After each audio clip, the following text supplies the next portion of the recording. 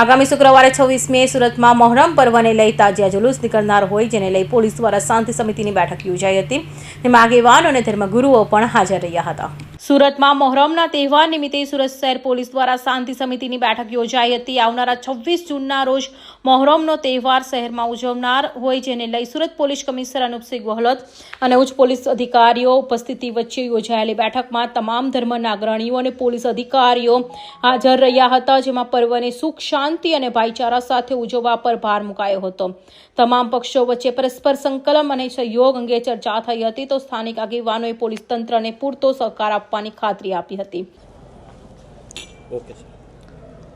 તારીખ 26 જૂનના રોજ મોહરમના તહેવારની ઉજવણી થવાની છે, ત્યારે એને જ ભાગરૂપે સુરત શહેરમાં ખૂબ સુખ શાંતિ સે આ તહેવાર ઉજવવામાં આવે એના માટે આજે જો શહેરના જો શાંતિ સમિતિ ના મીટિંગ જો એક રાખવામાં આવી હતી, જેમાં તમામ જો હિન્દુ, મુસ્લિમ અને તમામ બીજા વર્ગના જો તમામ સમાજના લોકો અહીંયા હાજર હતા.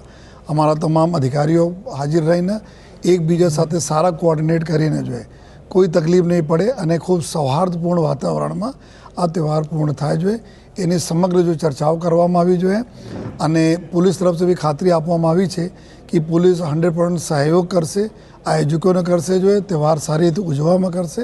અને આયોજકો તરફથી, આગેવાનો તરફથી બી ખૂબ આપણને ખાતરી મળી છે કે કોઈ પણ કચાશ આ લોકો બી નહીં રાખશે પોલીસને મદદ કરવામાં, જેથી કે આપણા શહેરમાં જો સુરત શહેર સૌથી ઝડપથી વિકસતું શહેર છે એના મુખ્ય કારણ છે કે અહીંયાના ખૂબ સરસ કાયદાના વ્યવસ્થા.